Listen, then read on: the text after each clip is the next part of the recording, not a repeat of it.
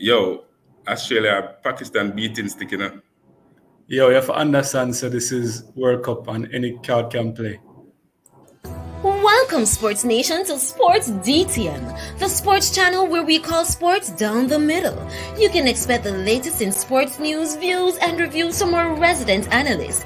No sports topic is too controversial, and no team or player is above criticism.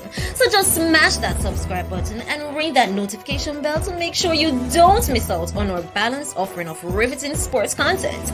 And don't forget to like, share, and leave a comment below. Welcome to Sports DTM. Greetings, Sports DTM fans, and welcome to another episode of Sports Down the Middle, your channel of undiluted sports content. Raymond and I are here to review the second semifinals, Pakistan versus Australia. Right?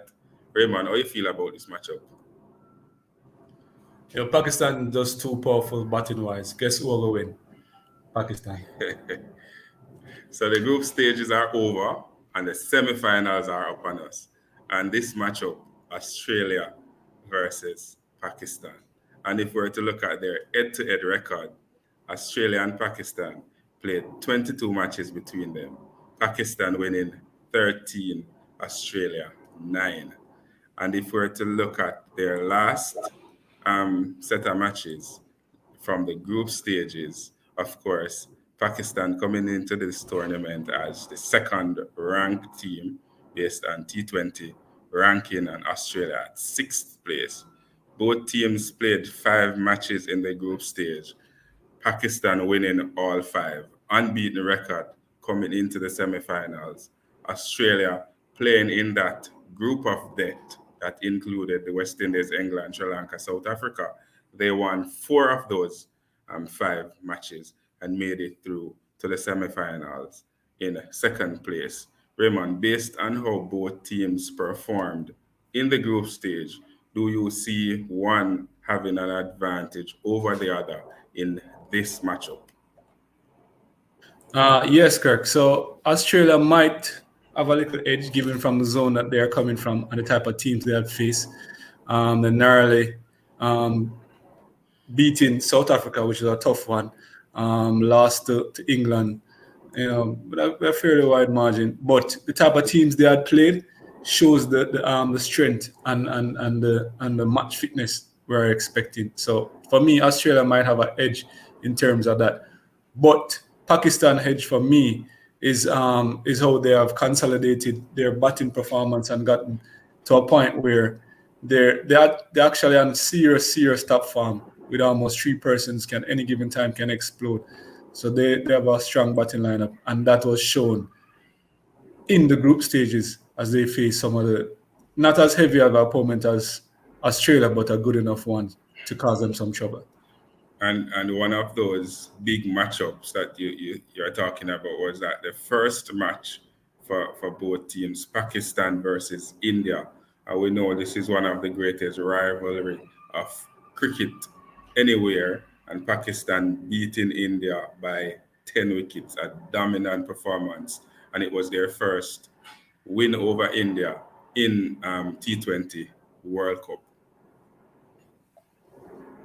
Yeah, it shows. So it's good to get that match out the way. So it's the first match, and that's a warning signal by Pakistan. So they pretty much showed the world how good they are and that they are ranked number 2 for a reason and could possibly be ranked number 1 after the end of the tournament. But the first match showed and laid the foundation and groundwork towards Pakistan pushing on to the semifinals and actually shown, as I say, signal to other teams that they're here and they're ready to perform and actually win this trophy.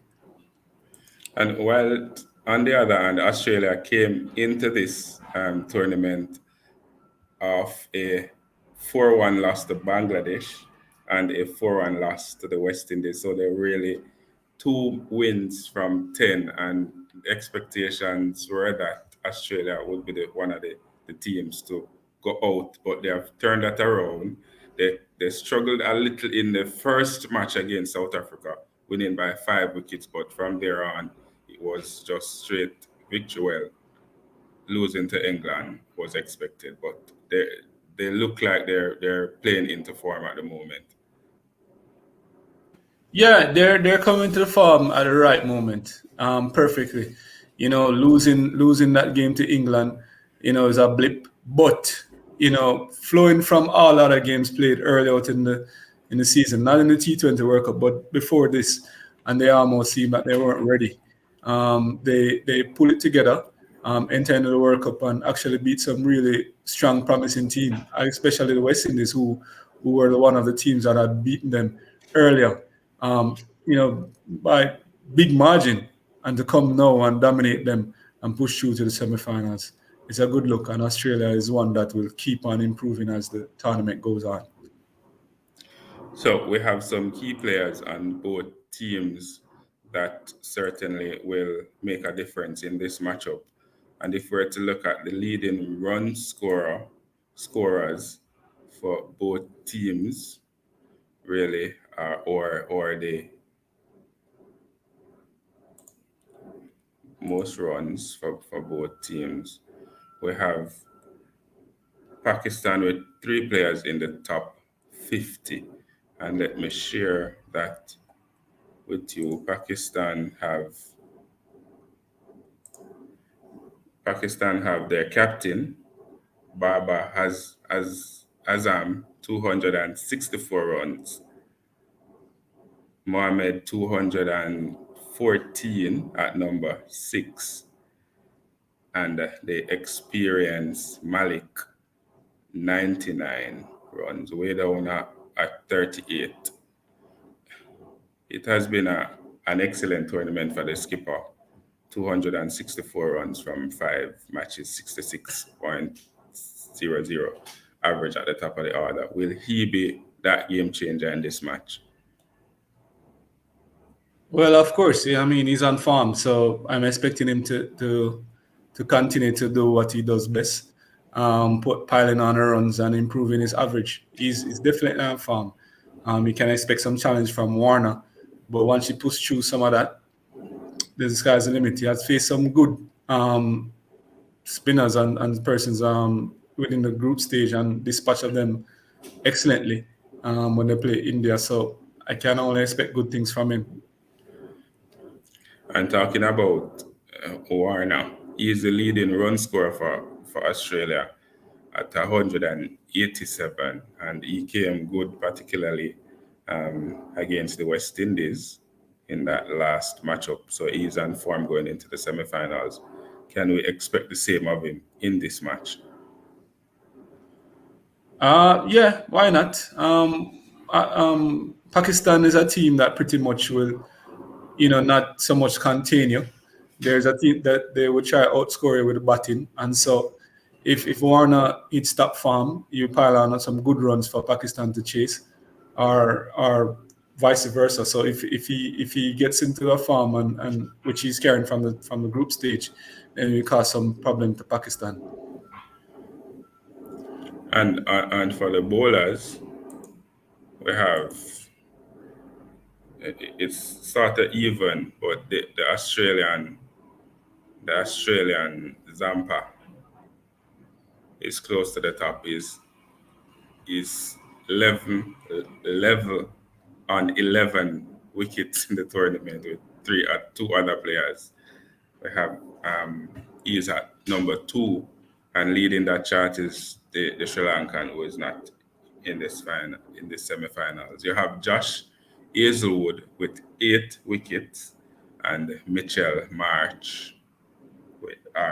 Stark with 7 wickets. For Pakistan, Harris at 13 with 8, Afridi with 6, and Hassan Ali with 7 wickets in the tournament so far. So the Australians are taking more wickets than the Pakistani. And just remember, they played in a tougher group. So Zampa at 11, the spinner, will he be one of those players to take this match away from Pakistan? Yeah, if Pakistan though select them shots carefully, of course Zampa would pretty much eat them food, as we say in Jamaica. Yeah, once them though take them shots carefully. One thing for sure though, Pakistan persons are much more disciplined, So they wouldn't pretty much try hit for the boundaries all the time and have proper shot selection. Not afraid to push around the ball and run between the wickets and get some run out. So if they decide to go for the swing for the lights, then it's bat up and catch business and pretty much Zampa will eat them food and improve him wicket all day. What Australia need to do to win? Show off Pakistan batsmen, show them off for them game, tight feeling so that even push around can't happen so much and put pressure on them. So that would force them to actually try to go boundary when there's no boundary, and then that's where you get the catch. So that's where Australia need to do, put pressure on the batsmen of Pakistan. Pakistan is traditionally a team that is sort of inconsistent. They're similar to the West Indies in terms of they have a lot of potential, but never normally deliver. What do they need to do to change that in this semi-final? Maintain their discipline. What they have done in the first round is showed that they have a lot of discipline, especially when they had played India. How they play and change strike and stuff like that and put runs on the board. Once they maintain the discipline, they're able to push through any kind of attack Australia would put forward.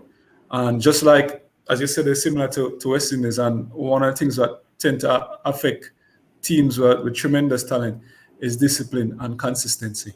So once you are disciplined, then you're able to maintain some level of consistency and able to come across and win games. So there you have it, sports DTM fans. Australia will take on Pakistan in the second semi-finals of the ICC T20 World Cup matchup. Who will win? We want you to leave those comments in the comment section below. Pakistan has 1 trophy under their belt, Australia 0. Pakistan is looking to match the West Indies on 2. Leave all those comments in the comment section below. Who you think are going to win, or who you want to win, or who going to be that game changer. Leave those comments in the comment section below, and always remember to like, to share, and to subscribe, and to tell a friend, to tell a friend, to tell a friend, to tell a friend, to tell all of them friends to come and join the Sports DTM family. This has been another episode of Sports Down the Middle.